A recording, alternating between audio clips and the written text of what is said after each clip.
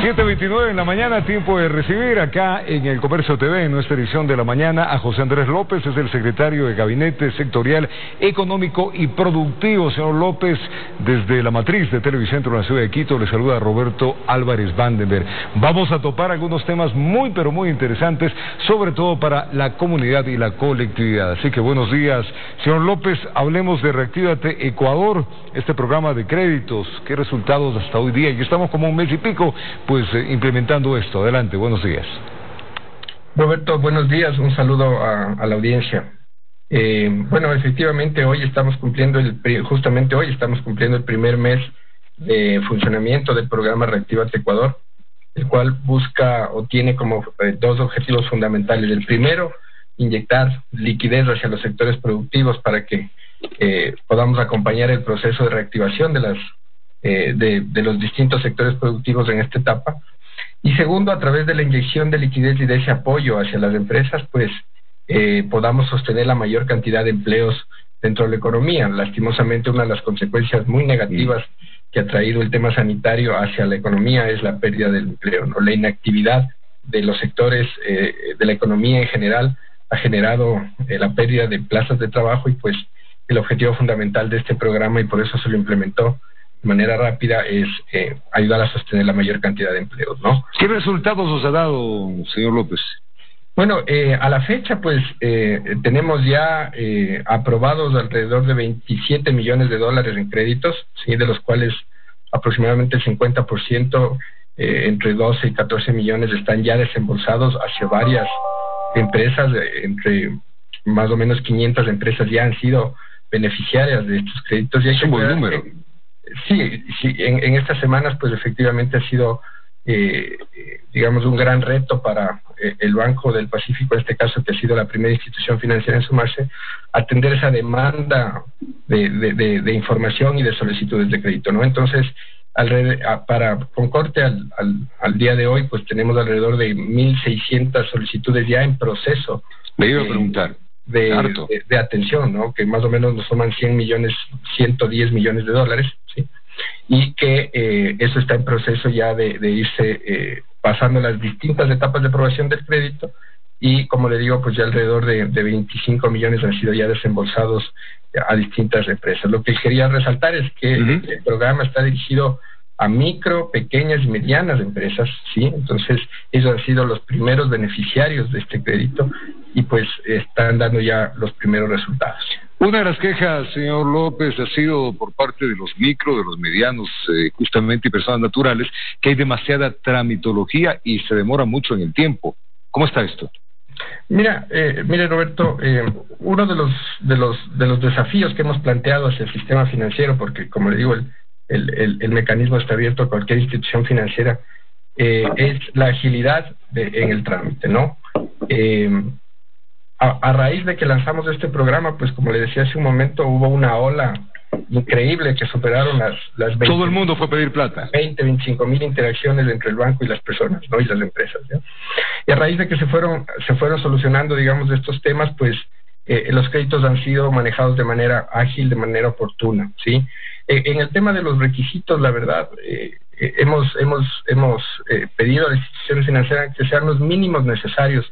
Obviamente hay que pasar por un análisis, obviamente hay que pasar por un tema de medida del riesgo, ¿no? Porque al final el crédito lo toma la institución, el riesgo del crédito lo toma la institución financiera, y ellos por normativa deben rendir cuentas, por políticas internas tienen que hacer estos procesos. Pero hemos pedido que sea la menor cantidad de documentos, justamente para agilitar estos procesos, ¿no? Lo importante de esto también es que se ha solicitado que la información sea con corte al 31 de diciembre de 2019 para aislar un poquito la situación actual de las empresas, que si estos créditos se evaluarían bajo la situación actual, pues muy pocos o casi ninguno podría acceder a un crédito. Le garantizo que nos pedirían garantías del triple.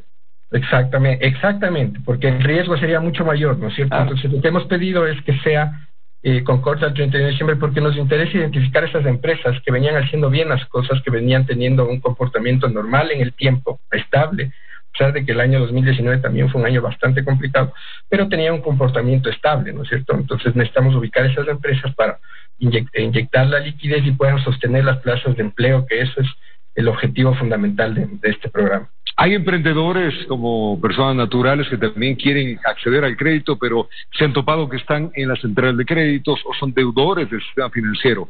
¿Qué van a hacer con ellos? Mire, Roberto, la necesidad de financiamiento debe responder a la realidad de los negocios, ¿no es cierto? Las líneas de financiamiento tienen que responder a la situación actual de los negocios, ¿sí? Y el emprendimiento tiene sus características muy específicas. No es lo mismo financiar a alguien que está iniciando, ¿no es cierto?, a una empresa que ya viene funcionando. El programa va dirigido a las empresas que ya estaban funcionando, ¿no es cierto? Para los emprendedores hay otras líneas de crédito que también están a disposición ya de la población a través de la banca pública, ¿no? A través de Banecuador, a través de CFN, hay líneas específicas para el emprendimiento. Igualmente, bueno, aquí el Banco del Pacífico, en varios foros en los que hemos estado difundiendo el programa, pues también comenta que tiene líneas específicas para emprendimiento. Entonces, lo que buscamos es ampliar la gama de posibilidades justamente para acompañar las distintas realidades y los distintos procesos que están viviendo hoy las micro, pequeñas, medianas empresas, para que puedan optar al mecanismo de financiamiento más adecuado a su realidad y a la situación actual.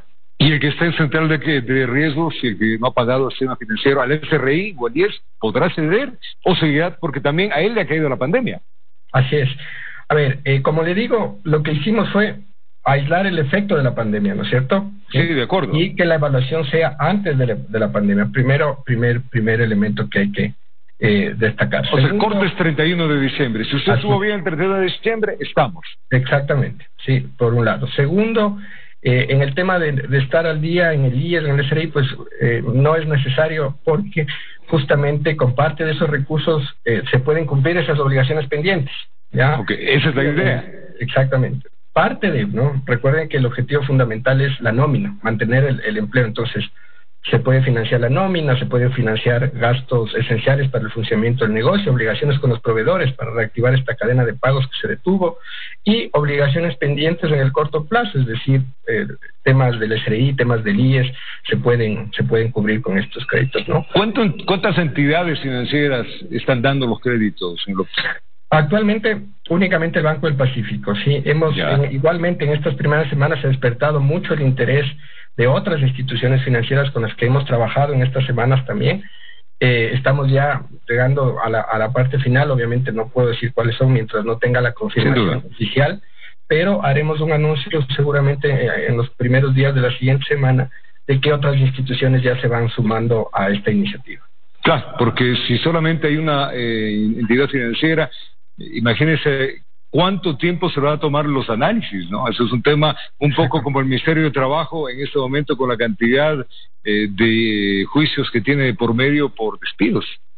Mire, sí, justamente es una situación que nos representa un desafío a todos, ¿no? Al gobierno nacional, a todos los distintos niveles de gobierno, ¿no? Las distintas funciones del Estado también representa un desafío hacia los sectores de la sociedad, todos los sectores de la sociedad.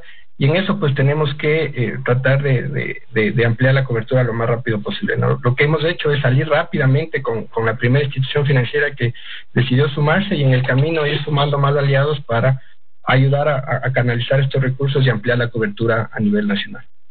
¿Cuánto dinero ha llegado, señor López, a propósito de ayuda internacional?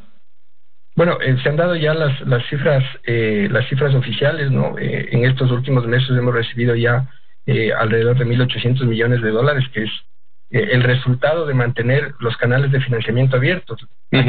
Hay que tener muy claro que las necesidades de financiamiento no son de ahora y no van a ser solo por la emergencia sanitaria. El tema o la necesidad de recursos que el Estado y el país en general va a tener es permanente, ¿no? Lo que hay que hacer es tratar de conseguir ese financiamiento externo en las mejores condiciones posibles, y ahí la importancia de mantener esos canales abiertos y tomar decisiones técnicas responsables que permitan mantener abierto el financiamiento exterior en las mejores condiciones posibles, justamente para ir dándole sostenibilidad en el tiempo al manejo de la deuda pública. Hoy el proceso de renegociación ha iniciado, está en marcha, estamos muy optimistas de este proceso, pues eso nos permitirá dar ese respiro y ese alivio que también necesitan las cuentas nacionales en temas de endeudamiento público, ¿no? Esta es una pregunta que le voy a hacer, que la población normalmente cuando está reunida, esta vez vía Zoom, porque no se lo puede hacer normalmente con un café y en reuniones varias. Señor López, ¿y es que tiene proyectado cuánto tiempo nos va a tomar salir de este embrollo económico que estamos viviendo? Mire, Roberto, hay más bien una apreciación del tipo personal. Yo creo que la emergencia no ha pasado, ¿no? No, las consecuencias todavía aún son muy difíciles de prever. Vemos cómo organismos multilaterales periódicamente están actualizando sus previsiones, ¿no? Porque efectivamente se van dando dinámicas a nivel local e internacional que van cambiando las previsiones de manera continua, ¿sí? Y Ecuador, pues obviamente no es la excepción, ¿no? Seguramente lo que sí hemos hecho es tratar de dividir esta emergencia en ciertas fases para ir priorizando la atención y el uso de los recursos, ¿no? En la primera fase, en la de resistencia, cuando estuvimos enfrentando la primera etapa de la crisis sanitaria, pues los recursos fueron hacia allá, exclusivamente a salud, claro, era salud, a programas sociales, atender a la población más vulnerable. Hoy seguimos atendiendo el tema de salud, seguimos atendiendo los programas sociales, y adicionalmente sumamos este componente adicional de reactivación económica, ¿no es cierto? Y ya en lo posterior pues vendrán otras etapas que hay que seguirlas atendiendo, y estimamos al menos que nos tomará seguramente un par de años el poder estabilizar la economía. Yo creo que hoy por hoy dar un tiempo o una fecha prevista creo que sería muy aventurado. Hay que ir midiendo paulatinamente, hay que ir monitoreando pero lo que sí podemos la economía, ¿no? Lo que sí podemos hacer, señor López, es un poco transparentar los datos. ¿Cuánto hemos perdido hasta la fecha en productividad y en economía? Bueno, lastimosamente las pérdidas han sido bastante altas. Lo que tenemos en los primeros diagnósticos que se están realizando son pérdidas cuantiosas de alrededor de los 10,000 millones de dólares, un poco más incluso, ¿sí? Como le digo, son previsiones y son estudios que estamos haciendo permanentemente para ir determinando cuáles han sido las primeras consecuencias negativas que esta pandemia nos ha dejado, ¿no? ¿Qué sector es el más afectado, señor López?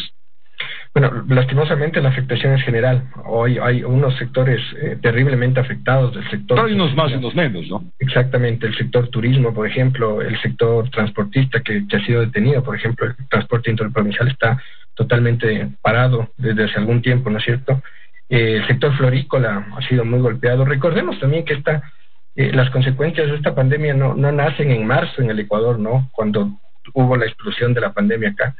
El comportamiento mundial de esta terrible enfermedad pues también primero afectó, digamos, a Asia, a China, ¿no? Y ahí los mercados ya empezaron a comprimirse. Exactamente. Luego pues se trasladó esto a Europa, igualmente los mercados y la logística empezó a complicarse, entonces ya habían sectores que vieron reducida su demanda internacional, ¿no? Camarón, flores, nuestros principales productos de exportación, ¿no? Entonces han sido seriamente afectados. Todos tenemos que empujar el barco. Si no empujamos el barco, caramba, se va a complicar más. Señor López, ¿cómo está, a propósito de la pandemia, cómo está el tema de las entregas de insumos? ¿Se sigue realizando? ¿Qué cantidad se lo ha hecho y se le seguirá entregando? Bueno, como le decía, esto es un proceso continuo, ¿no? Sí, claro. Hace pocos días, pues, se recibieron insumos que se adquirieron con la ayuda de multilaterales, del Ministerio de Salud, del Ministerio de Finanzas, estuvieron coordinando la adquisición de estos insumos que se siguen repartiendo porque la demanda va a ser continua, ¿no? Entonces, es un proceso que se va a mantener en el tiempo y que hay que asegurar que existan siempre esos recursos, y por eso, vuelvo a insistir, y perdón que sea reiterativo, pero creo que es importantísimo resaltar que esos canales de financiamiento tienen que estar abiertos justamente para atender este tipo de necesidades, ¿no? O sea, para ser claro, nosotros tenemos que pagar algo a los que debemos, porque si no nos dan plata. Es que no es una realidad ajena al día a día de las personas, ¿no? Claro. Si uno tiene una deuda con alguien y necesita, digamos, acceder a más recursos, pues por lo menos tiene que mostrar la voluntad de que quiere mantener sana esa relación, y eso se hace a través de abonar lo que se pueda, tratar de conseguir más financiamiento y mejorar siempre las condiciones de acceso a ese financiamiento. Economía básica en ese aspecto. Lo hacen las empresas y también lo tiene que hacer el gobierno nacional. Señor López, el proyecto Agrotienda Ecuador, eso me parece un proyecto realmente interesantísimo. ¿Cómo se ha coordinado y qué resultados? Muchas veces no se evidencia este tipo de proyectos que realmente son muy, pero muy buenos. Cuéntanos un poquito.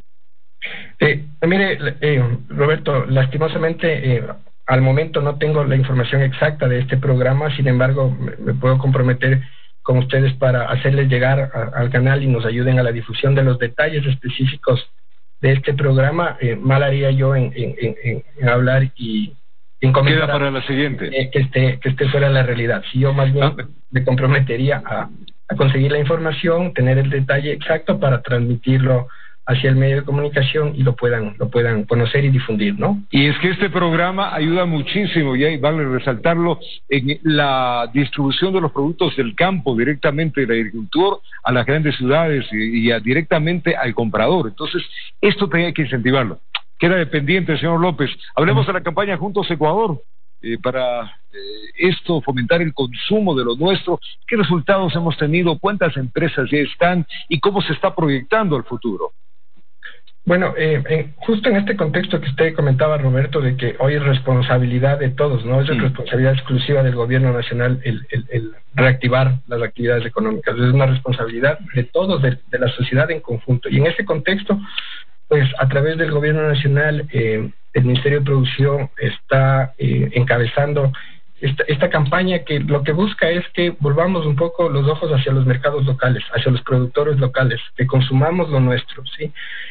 Hoy creo que tenemos que darnos la mano entre todos, ¿no es cierto? Y el mercado natural que tienen todos los sectores productivos es el Ecuador. Entonces hay que voltear los ojos hacia los productores ecuatorianos, ¿sí? ¿Hay datos ya de resultados de esta campaña? ¿Cuántas empresas se han unido? ¿El resultado de la compra? ¿El ecuatoriano ya ha invertido un poco más?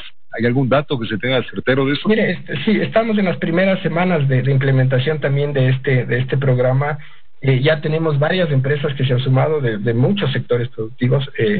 Igualmente se han establecido ya convenios o alianzas estratégicas con las grandes cadenas comerciales también para que ellos sean, digamos, ese motor o ese canal con el cual los productores puedan llevar sus productos, los productores locales no puedan llevar sus productos hacia el consumo de los ecuatorianos, ¿no? Hay ya varios resultados palpables. Estamos evaluando estas primeras semanas justamente para luego ya dar a conocer los primeros resultados oficiales de este programa, ¿no? Pero para los exportadores que también están complicados, señor López, hay un nuevo programa. ¿Cuál es este? Perdón, no le escuché Para los exportadores que también están complicados, porque todo el mundo está complicado. El Ecuador, el gobierno nacional, abre un nuevo programa que se llama Ecuador Open Biz for Business. ¿Qué resultado se va a dar con eso? ¿Cómo se lo va a aplicar en el mundo?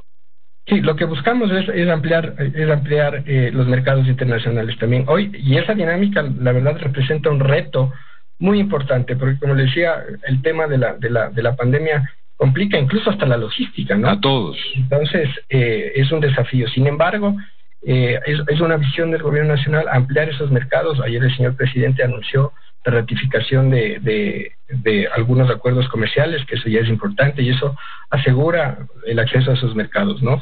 Y seguiremos trabajando en ampliar los mercados para que nuestros productos, los tradicionales y los no tradicionales, porque también estas dinámicas o los cambios que está sufriendo la demanda internacional a raíz de la emergencia sanitaria, pues también representa oportunidades para nuevos productos, ¿no? Entonces, estamos buscando las mejores estrategias para poder ubicar nuestros productos en distintos mercados internacionales. Usted, como secretario del Gabinete Sectorial Económico y Productivo, ¿qué otros proyectos de reactivación tiene el gobierno en mente y qué es lo que está más inmediato? Porque tenemos en cuenta que esto comienza, ¿no? Usted mismo lo dice.